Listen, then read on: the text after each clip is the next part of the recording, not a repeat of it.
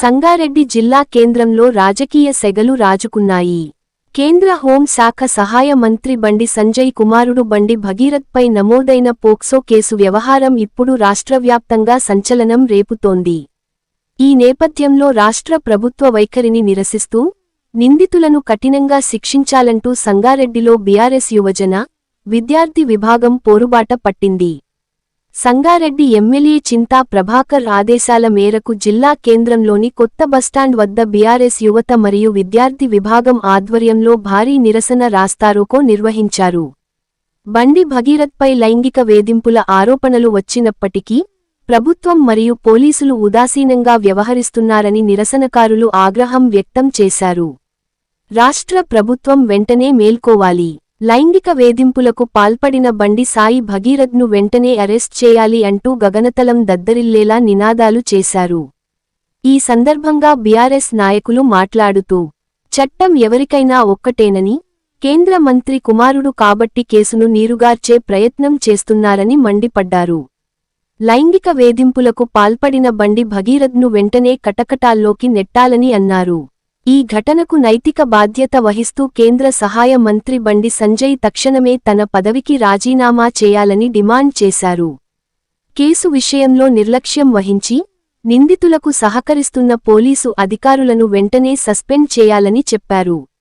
రాస్తారోకో కారణంగా కొత్త బస్టాండ్ పరిసర ప్రాంతాల్లో వాహనాల రాకపోకలకు తీవ్ర అంతరాయం ఏర్పడింది. పోలీసులు రంగప్రవేశం చేసి నిరసనకారులను అడ్డుకునే ప్రయత్నం చేయడంతో అక్కడ కాసేపు ఉద్రిక్త వాతావరణం నెలకొంది. తమ డిమాండ్లు నెరవేరే వరకు పోరాటం ఆపేది లేదని బీఆర్ఎస్ శ్రేణులు స్పష్టం చేశాయి. Ram Dayal Rebba, R7 news, Sangareddy.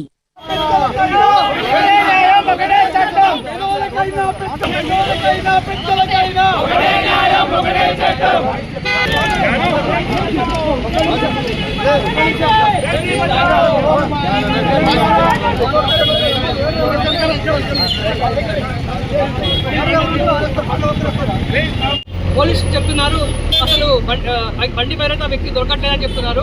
మీరు లుక్అవుట్ నోటీసులు జారీ చేసి అవకాశాలలో విమానాశ్రయాల్లో అతన్ని వెతకాలని చెప్తున్నాం. అదేవిధంగా ఒక నేరస్తుడు దొరకకపోతే ఎలాగైతే బహుమతి ప్రకటిస్తారో అదేవిధంగా బండి భగీరథ దొరికే వరకు మేము బండి భగీరథ దొరికితే ఇంత సర్టెన్ అమౌంట్ ఇస్తామని చెప్పి మీరు వారికి బహుమతిగా ప్రకటించాలని చెప్పి మేము టీఆర్ఎస్ తరఫున తెలియజేస్తున్నాం.